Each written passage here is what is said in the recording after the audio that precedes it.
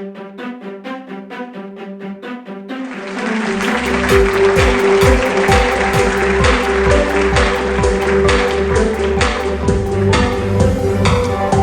Douglas. Thank you, Paul. Thank you. Is that... let's wait for the music. There you go. Is that your first time in Greece? No. This is my first time. Wow, see? Give him a big round of applause. There you go. No, we should thank SETE and Topography for making this possible. So really, this is amazing for me. I think I have to be coming back. This is an amazing you have to be coming back. Of course, he will say that in front of you, but it's true. He has to be coming back. Well, will you have time to visit a little bit Athens? Or did you have time before? I had a little bit. Actually, with Tina Kyriakis of Alternative Athens. If you're here somewhere, Tina, I saw you earlier. But that was an amazing way to see the Acropolis and a walk around the city. And yeah, so absolutely fabulous. Yeah. Well, and for now, absolutely fabulous. That's what he will be on this stage. The stage is yours. Come on, Douglas, take it home. Thank you, Paul. So I've already thanked the organizers at SETE and Topography for the opportunity to be here, but I also want to thank them for allowing some time at this event for some attention to the world of experiences. So tours, activities, attractions, events, all of the things that travelers do in destination when they get there. So I've been in travel and tourism now almost 2 decades. Maybe like many of you, I've been to a lot of conferences, maybe too many conferences. And when I've gone over the years, I have always been kind of struck by the fact that really, when the industry gets together, we talk about 2 things, right? Flights and hotels. Transportation and accommodation, and maybe sometimes like the OTAs or the booking engines. If you get some of the same newsletters that I do, like Travel Weekly or Skift or TTG or whatever it is, most of the articles are about what? Hotels, airlines, booking engines, OTAs, so forth. Now, that makes sense, right? When the industry gets together, they're going to talk about the things that generate the most revenue. And you can see transportation and accommodation accounts for the vast majority of our industry. So of course, we get together. This is what we're going to talk about. Now, the other thing that I've found interesting about this, or maybe interesting isn't the right word, frustrating is a better word. When the industry gets together and talks about the other stuff, there's typically a word that they use. You've probably heard it. Maybe you've used it yourself. You know this word, ancillary, extra, add-on, secondary. It comes from a Latin word that means maidservant, right? So it's not as important. So I find that kind of interesting, or frustrating. So think about this from the traveler perspective. So when the traveler is dreaming about their next trip, or you think about the next trip you want to take, or maybe a trip that you've recently taken that was very impactful for you and for your family. Imagine the most amazing experience that you've had, the greatest photo that you took. So that photo looked like this. Yes? You've all got a photo of this. No, of course not, right? The photos that we have, they're going to look more like this. These are the things that have an impact. Right? You have a photo of this, I'm sure, right? All of you. Well, someone is taking photos like this. No, but of course not, right? We're taking photos, we're having memories of the things that we experience in destination, the people that we meet, the things that we do, the tours that we take. We've actually done research about this. We've asked travelers, what matters to you most when you're planning your trip? What do you remember the most? It's very clear. It's not the transportation. It's not the accommodation. It's the tours, the activities, the attractions, the things that we experience. Now, I don't mean to say that transportation and accommodation isn't important. It's hugely important, right? Travel doesn't happen without it. But the transportation and the accommodation, this is the how, right? So this makes travel possible.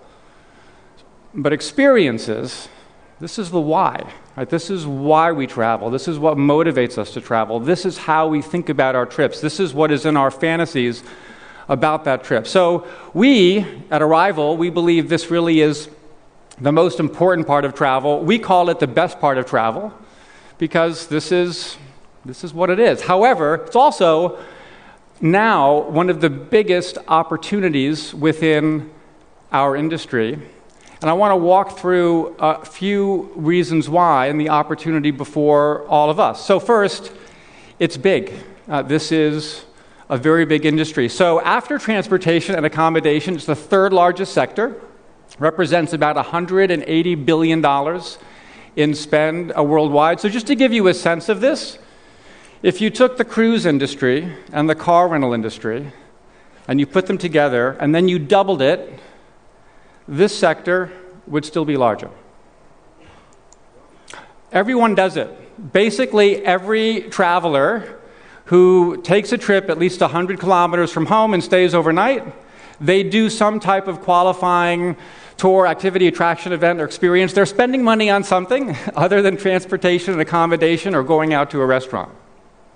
Also, when they're doing it on trips, the average number of experiences that they take are 7. So there's an enormous opportunity within each troop. I mean, but think about this. Like, who comes to Athens and like just sits in their hotel room, right? Like, I mean, who doesn't go to the Acropolis or do any of the amazing things here and within this country? Of course, it's obvious. So the next thing, it's the fastest growing sector in travel. Have any of you heard of, there's a buzzword that's been going around for a couple of years. Have any of you heard of this term? It's called the experience economy. You know about this? Yeah, a few of you. So it's like, this is like the buzzy, trendy kind of thing that media write about and high-priced consultants, talk about. We're in the midst of this global psycho-cultural shift where everything is going around experiences and so forth. That may or may not be true, but I'm going to walk you through some drivers that, based on our work, it's just much more fundamental, very basic demographic and social changes that are behind this. So the first, boomers, right? So that's that generation of consumers, of travelers born after World War II, primarily in Europe and in the US, North America. They have achieved really an unprecedented level of prosperity. Their kids have pretty much left home. They have all this wealth. They've already bought themselves everything. Right? So what are they going to do? They're going to buy another flat screen TV? No. They're spending their money on travel, on experiences, and things to do. Then the next big demographic wave, of course, you probably know what I'm going to say, right? So it's millennials and rising Gen Z. We've heard about them quite a bit already over the course of today. So we have this incredible generation. This is the largest traveler population, by the way, and not just in North America and Europe, but also in Asia, especially in Asia. And this is a generation of travelers. They are more informed, experienced in some ways, or they think they're experienced. They're aware through their kind of digital dependency. It's an extraordinary group. They want to travel more than ever and experience more than ever. Their parents, who are mostly boomers, well, those boomers have already bought their kids everything, so what are they going to spend their money on, right? Or their parents' money on, right? Travel, experiences. So we are seeing this pretty profound shift, right, where you have two really important, very influential groups of travelers who are spending less on things and more on things to do. The next big driver behind the growth of experiences, sector is mostly offline. Like most of the bookings are taking place, like this, more or less. And so this is very interesting, especially to online travel executives, to investors, because, as you all know, online travel now it's no longer the new thing, right? I mean, we're now in the third decade of online travel. Everybody books travel online. Like, here's a view of Europe and the growth of online travel as a share of the total market over the past decade and a half or so. It's mainstream, which is as expected, but this creates challenges for the big online travel companies and investors, right? They're not growing like this anymore. Growth is kind of leveling off. So they've got to find that next big thing. Well, guess what?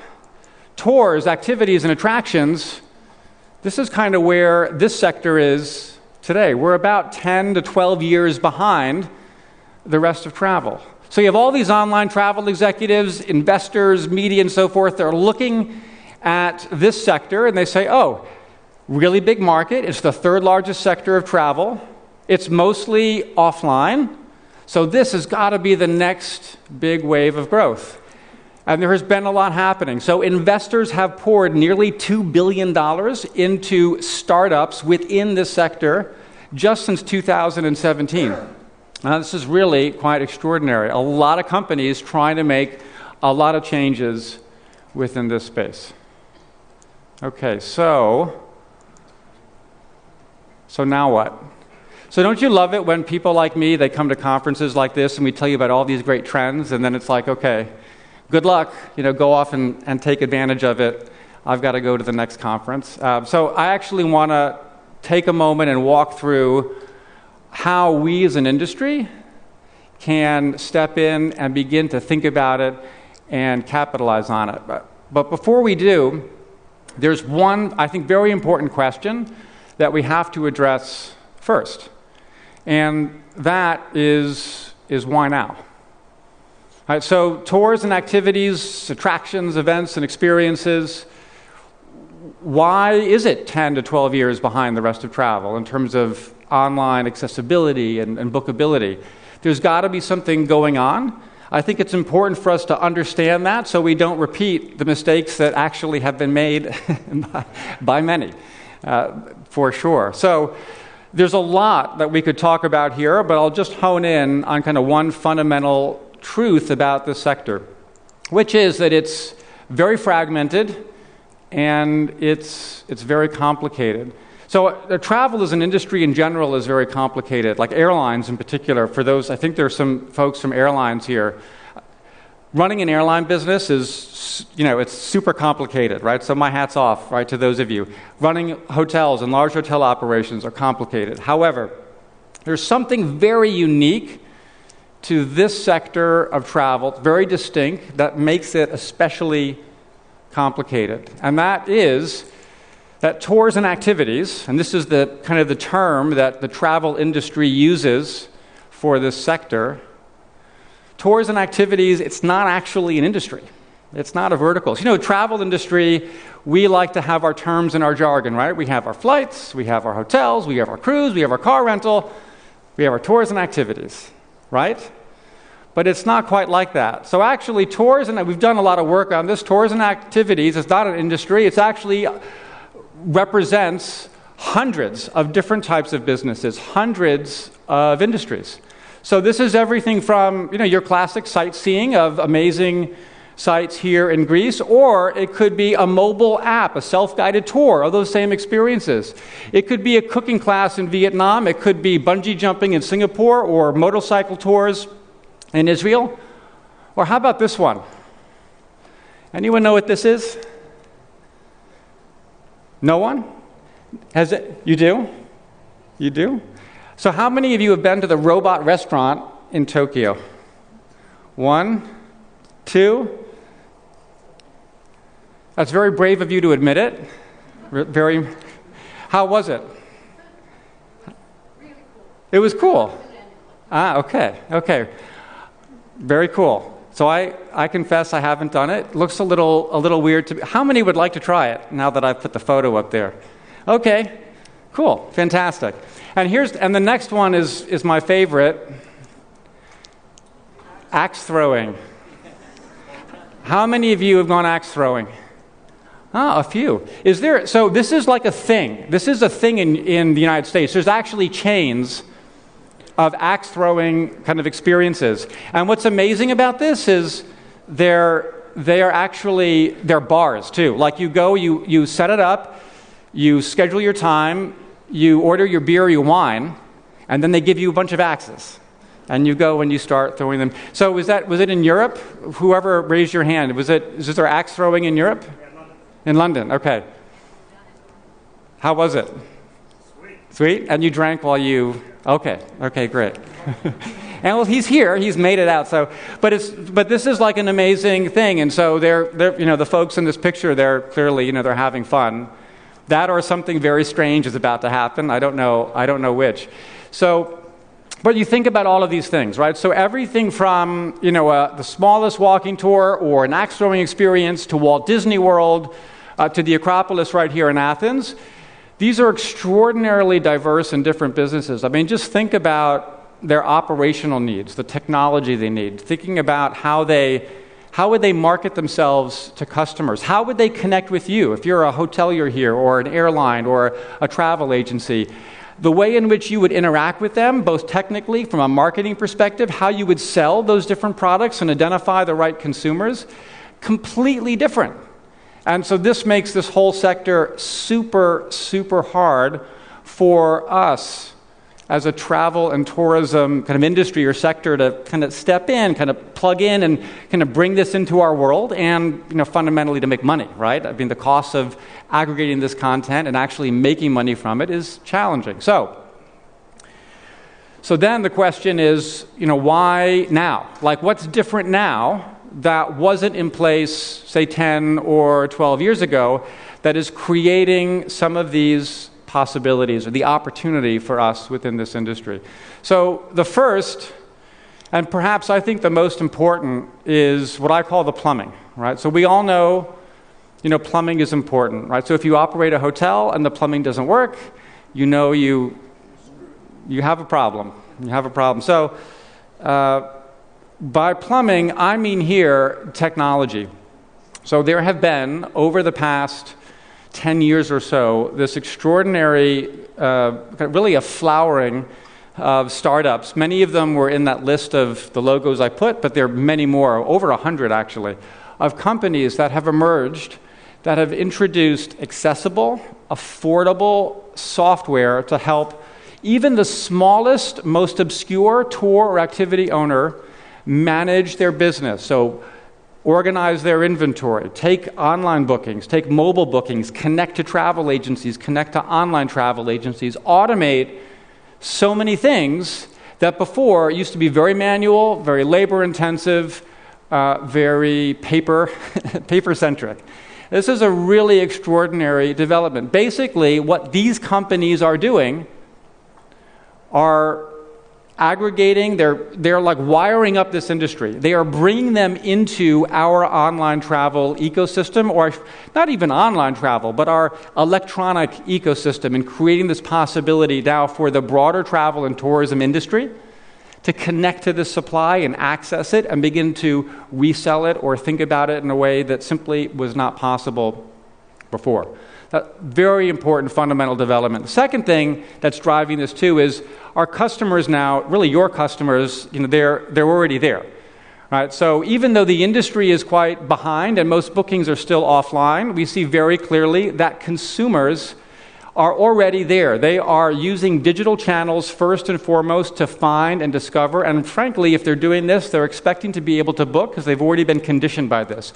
So 3 of the top 5 sources of kind of information for finding these experiences are digital sources, and this is only growing. And I want to do kind of one more display here. So this is just looking at those online shoppers, and I've split this out by desktop and mobile. So the trend here, right, is quite obvious. For that youngest group of travelers, mobile has already surpassed desktop.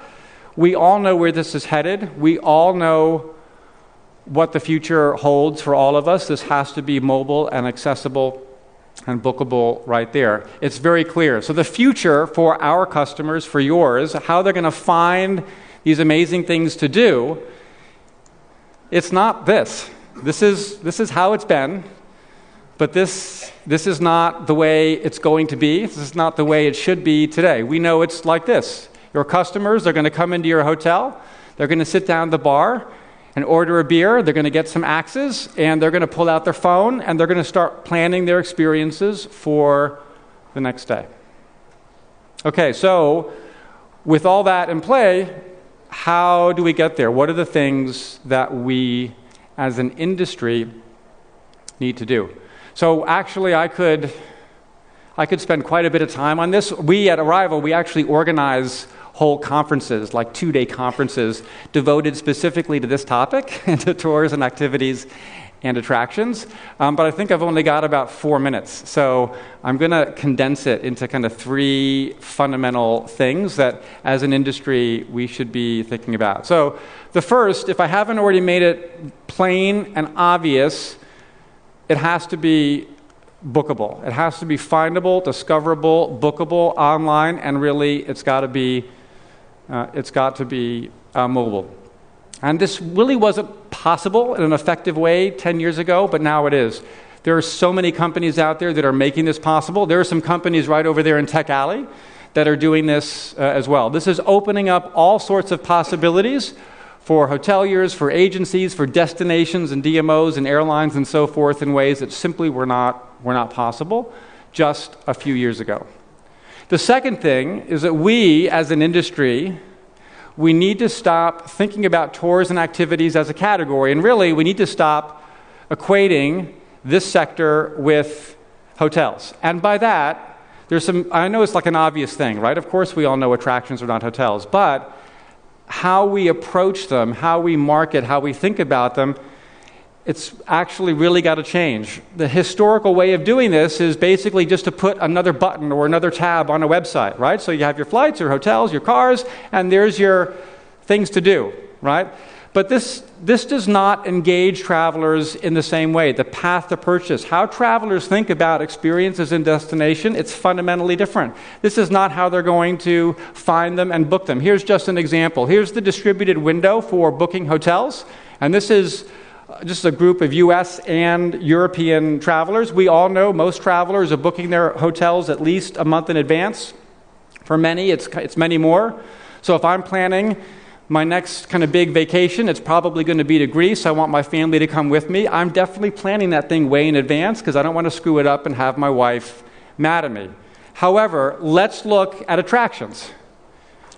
It's almost directly opposite. So that tells us, right here, that the way in which, God bless you, the way in which travelers think about attractions, the path to purchase, the decision when they make that, it's completely different. Most fundamental to this is, God bless you again, is this is my vacation. It's my trip. I don't want to have to show up for that tour departure at 9 a.m. on Wednesday. I want to do it when I want to do it because I paid all this money and I want to have a great time. That's probably the number one driver for why there is so much last-minute planning and booking.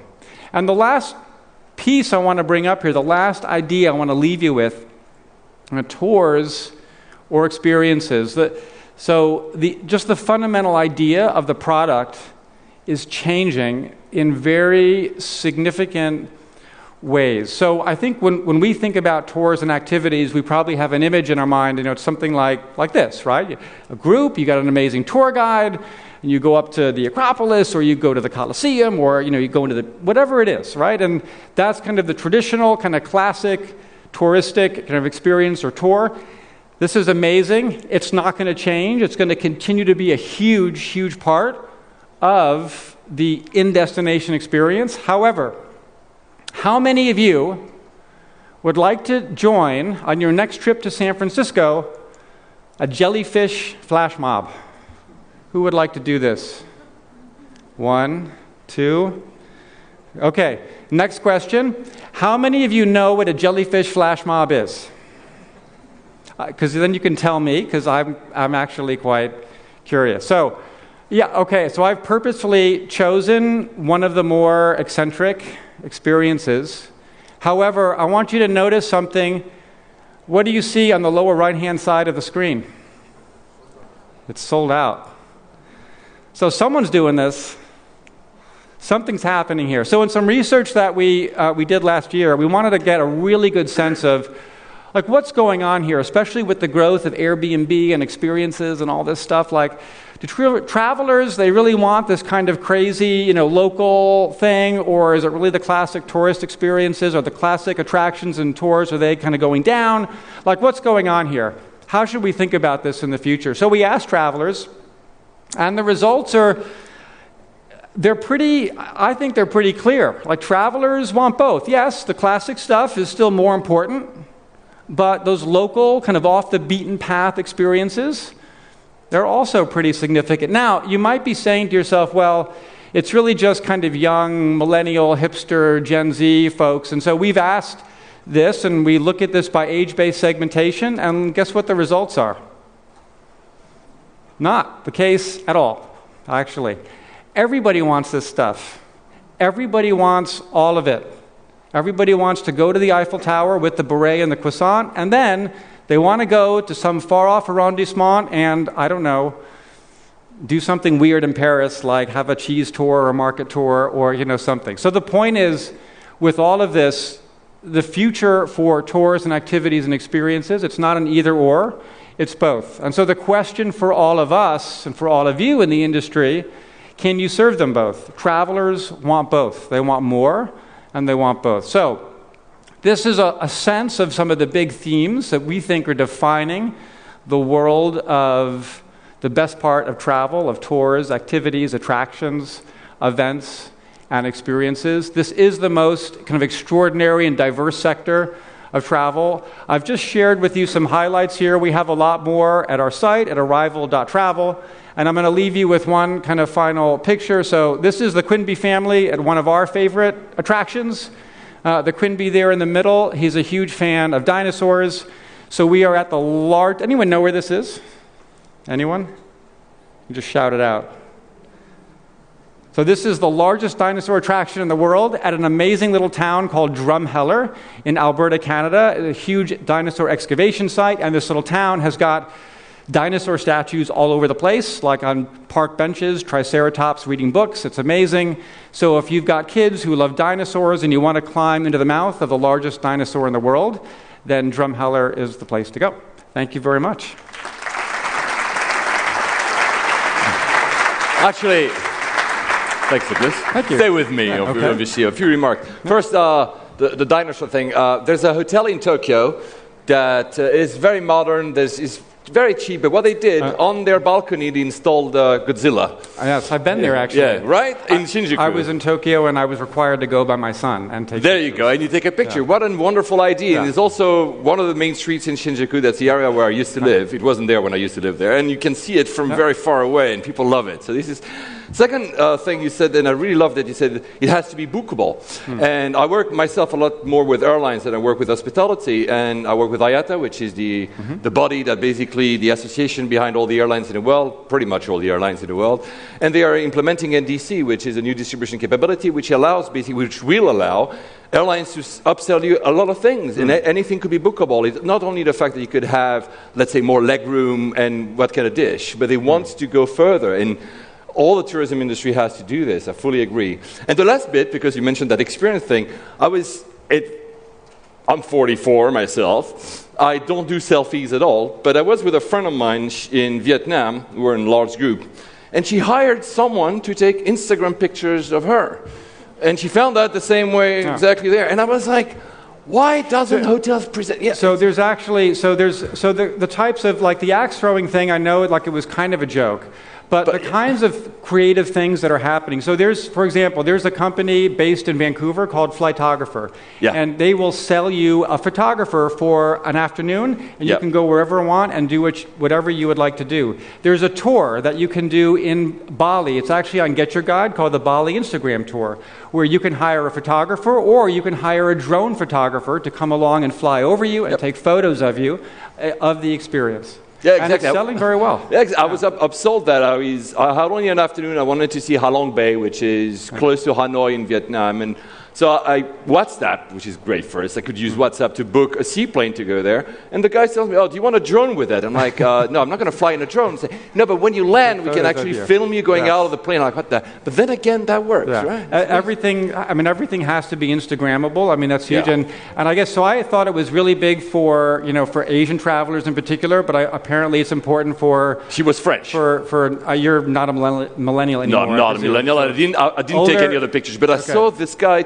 following her and taking nice pictures in Hanoi. And I found it wonderful, actually, that it exists. Yeah. So hotels, you guys should actually sell it. So now, you're staying with me on stage because the stage will be still yours. I'm going to be able to rest a little bit because you're going to be the host for a little panel. Do you want to maybe let us know in 2 words what we're going to talk about in this next section? Yeah, sure. So this next session is all about kind of the world of destinations and destination marketing. We have 3 amazing women from 3 different destinations that have been very active in marketing and in the whole world of kind of destinations, and they're going to give us kind of different perspectives on trends in the world of destination marketing. And then they're going to join me on the sofa, and we're going to have some discussion on maybe some debate on some of the things that we're going to hear.